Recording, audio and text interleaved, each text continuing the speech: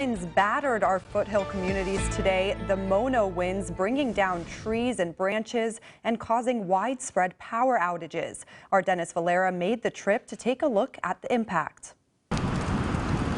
By the time we got to North Fork, people say the Mono winds calmed down, but the damage left behind still getting cleaned up. The property owner says this tree just missed his car. Sounded as if it was a hurricane. Angela Phillips lives in Cascadel Heights. She saw her tree go flying. We just saw it spiraling, the tree spiraling, and flung it right next to my neighbor's house. It was just so scary. The winds not only cut off the power at her home, but also at her work, gas and stuff. That meant the fridges weren't working, no Chester's chicken, no credit, debit, or food stamp transactions. They couldn't even give gas or propane. A lot of people up here in North Fork, they rely on propane, and we've had to turn folks away, because we can't, do the propane. So the one gal said she's pregnant. She said, "Oh my God, it's so cold in my house." The supermarket also had no power, but like gas and stuff, had their doors open for the public. Yeah, you got it, I will pay.